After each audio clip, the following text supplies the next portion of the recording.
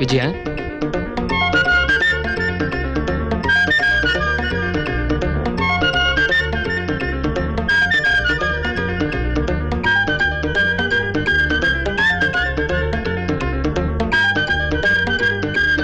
విజయ ఎలా ఉన్నావు నువ్వు?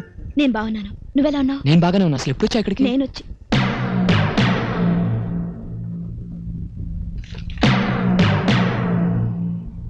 విజయ్గా మిమ్మల్ని కలవాలనుకున్నాను, కానీ ఈరోజు ఇన్స్పెక్టర్ విజయ్గా మిమ్మల్ని కలవాల్సి వచ్చింది. అందుకే ఇప్పుడు వచ్చింది. ఇన్స్పెక్టర్ గారికి మాతో పని ఏమిటి? నేరస్తులతోనేగా మా పని. నేరస్తులు అనుకొని రావద్దు,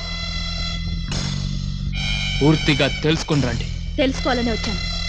మీరు వచ్చినంత మాత్రాన తెలియదు, నేను చెప్తేనే తెలుస్తుంది. ధైర్యం ఉంటే చెప్పండి. స్నేహితురాలిగా అడుగుతున్నావా, ఇన్స్పెక్టర్గా అడుగుతున్నావా? స్నేహితురాలుగా అడిగితే? అడిగిన వెంటనే చెప్పటానికి ఒక్క మాటలో అర్థమయ్యేది కాదు అని చెప్తాను. ఇన్స్పెక్టర్గా అడుగుతున్నాను. మీరే ఆధారాలతో ఇక్కడికి వచ్చారని అడుగుతున్నాను. ఆధారాలతోనే వచ్చాను. మార్చి 27న హత్య జరిగిన కొత్తారి కాంప్లెక్స్ ముందు అదే టైంకి మీ మోటార్ సైకిల్ పార్క్ చేస్తున్నట్టు పార్కింగ్ బిల్స్ లో ఉంది. ఆహా, అదే రోజున నా మోటార్ సైకిల్ పోయిందని నేనిచ్చిన రిపోర్ట్ మీ పోలీస్ స్టేషన్ ఫైల్లోనే ఉంది, చూసుకోండి. అశోక్, డిఐజీ గారు నాకు ఫైల్ ఇచ్చినప్పుడు ఆ ఫైల్లో నీ గురించి చూసినప్పుడు నువ్వు నేరస్తుడివి కాకూడదనుకున్నాను. నీకు సంబంధించిన ఆధారాలు దొరికినప్పుడు కూడా అవి తప్పు కావాలని ఇంట్లో నేను అడుగు పెట్టాను. కానీ నువ్వు ఇంత ప్లాంట్గా ఉన్నావంటే నువ్వు తప్పకుండా నేరస్తుడివని ఇప్పుడు నమ్ముతున్నాను. నీ నమ్మకం నిజమే. వెంకటరత్నం మనిషి నేనే చంపాను, ఈ చేతులతోనే చంపాను. ఎందుకు చంపాల్సి వచ్చింది? అన్యాయం చేసిన వాళ్ళని శిక్షించాలి కాబట్టి. దానికి చట్టం ఉందిగా. నా దృష్టిలో ఆ చట్టం నిద్రపోయింది. ఇప్పుడు నువ్వు చెప్పిన దాన్ని బట్టి నిన్ను అరెస్ట్ చేయొచ్చు, తెలుసా? మీరు ఇన్స్పెక్టర్ అన్న హడావుడిలో నేను లాయర్నని మర్చిపోతున్నారు.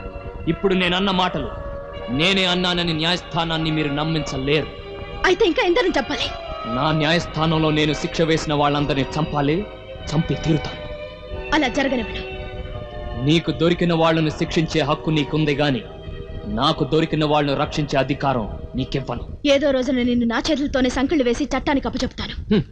రాతి యుగం నుంచి నేటి రాక్షస యుగం దాకా కళ్లకు గంతలు కట్టుకునే తీర్పు చెప్తుంది ఈ చట్టం. న్యాయస్థానం ముందే న్యాయాన్ని తెగ నరిగితే ఏం చేసింది ఈ చట్టం? ఆ న్యాయస్థానంలో నిలబడి న్యాయం కోసం నేను గుండెలు పగిలేలా అరిస్తే సమాధానం చెప్పలేకపోయింది ఆ చట్టం. అలాంటి చట్టం నన్ను దోషి అంటే నా దృష్టిలో ఆ చట్టమే దోషి. సమయం వచ్చినప్పుడు తెలుస్తుంది ఎవరు దోషి అని. 4 రోజుల్లో ఇంకో హత్య చేస్తున్నాను. ఆ సమయం చాలా అనుకుంటాను. నా ఉద్యోగ ధర్మంలో నేను ఎప్పుడు ఓడిపోను. అధర్మాన్ని వేటాడటంలో నేను ఓడిపోను. ఛాలెంజ్. ఛాలెంజ్. రోజు ఇలా చేయాలి సార్. రోజు మీరు ఇలా చేస్తుంటే మీరు ఎంత గ్లామర్ వస్తారో మీకే తెలియదు సార్. నిజంగానే అంత గ్లామర్గా ఉన్నానయ్యా? మీ గ్లామర్ మీకు తెలియదు సార్. సార్ ఒక్కసారి ఇలా చేయండి, అలా ఆకాశం చూడండి. ఆకాశం బాగుంది కదా సార్? Yeah, it's blue. అయితే నేల చూస్తూ పరిగెత్తండి.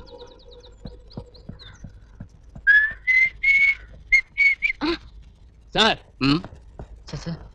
మీ పర్స్ పడేసుకున్నారు. ఇచ్చే. ఓ థ్యాంక్ యూ మ్యాన్. కొంచెం పొట్ట తగ్గిందా? ఎలా ఏంటి సార్ ఫుడ్ కొట్టారు? లేకపోతే ఏంట్రా చిన్న వయసులో ఈ పని?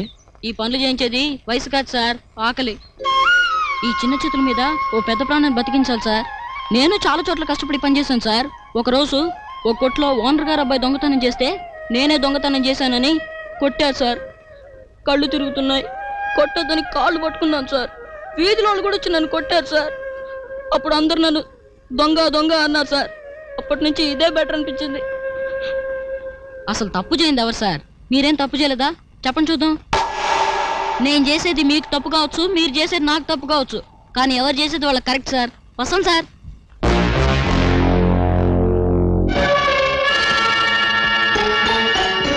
జార్జ్ ఎక్కడ? మాకు తెలీదు. పెద్ద ఆయన పైన ఉన్నారు. ఆయనకి తెలుసు.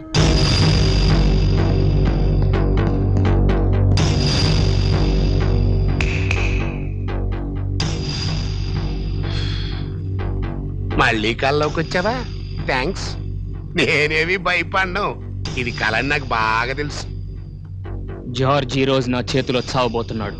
ఆహా, చంపుకో చంపుకో, ఇది కలే కదా. ఒకడిని నీకు చెప్పకుండా చంపాను, ఇప్పుడు ఇంకొకడిని నీకు చెప్పి చంపబోతున్నాను. నీకు చేతనైంది చేసుకో. కళ, ఇది కళ. ఆన్ని అండర్ గ్రౌండ్ లో ఎట్టాను, అది స్కైలాండ్ క్లబ్లు. వెళ్ళి నీ ఇష్టం వచ్చినట్టు చేసుకో. ఛాలెంజ్ చేసి చెప్తున్నాను, ఆని నువ్వేమీ చేయలేవు. ఎందుకంటే ఇది కళ కదురా బాబు, కళ కలే.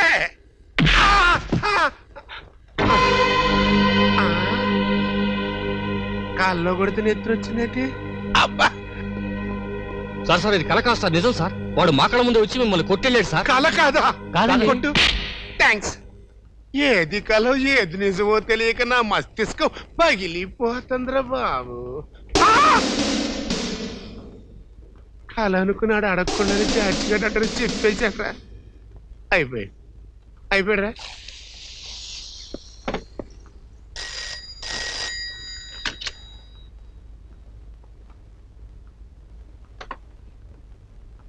హలో, నువ్వెక్కడున్నావో అశోక్ గారికి తెలిసిపోయింది. తిన్నగా అక్కడికే బయలుదేరాడు. పారిపోరా బాబు, పారిపోరా. డోంట్ వరీ, రాకపోతే బతుకుతాడు, వస్తే చస్తాడు. వాడి గురించి మీరేం భయపడకండి సార్.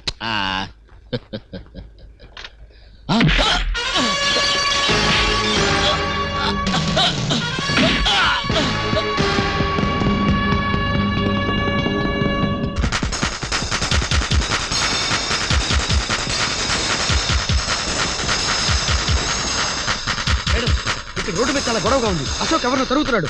ఓవర్. ఎట్టి పరిస్థితుల్లో నువ్వు అతన్నే ఫాలో అవుతుండాలి. ఓవర్.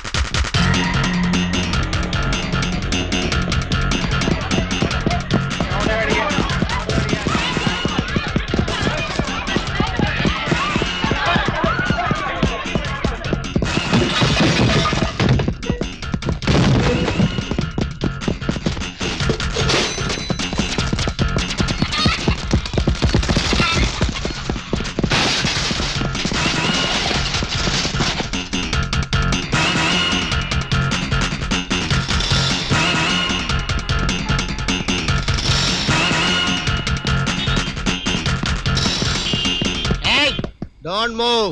ఎలా ఉంది నా లిరిక్?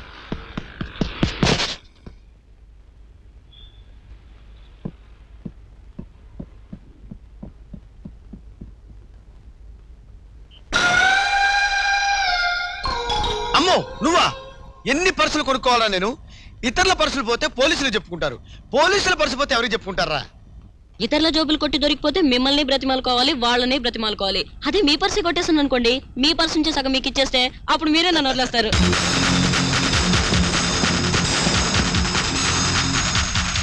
మేడం వెళ్ళిపో. నమస్తే మేడం. అతను ఎక్కడ? ఎవరు? అశోక్. వాడు పైకి వెళ్ళాడు. ఏ పైకి వెళ్ళాడు? ఇటే వెళ్ళాడు మేడం, 100%.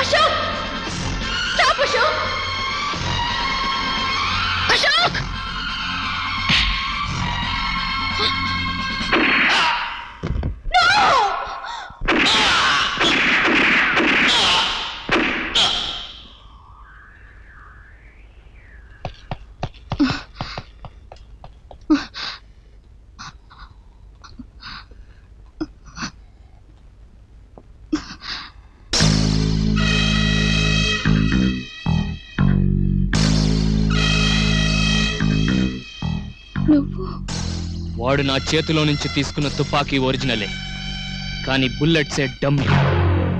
మీ చట్టం ఒక నేరస్తుడిని ఉరి తీస్తే అది శిక్ష, మేము నేరానికి శిక్ష విధిస్తే అది కక్ష. మా చేతులతో కాలిస్తే అది దౌర్జన్యం, మీ చేతులతో కాలిస్తే అది కర్తవ్యం. అందుకే చట్టబద్ధమైన మీ బుల్లెట్స్తోనే నా విరోధిని కాల్చాను. లేదు, కాల్చేలా చేశాను. నా జీవితంలో పాలు పంచుకుంటావో లేదో గాని నా పగలో పాలు పంచుకున్నందుకు థ్యాంక్స్.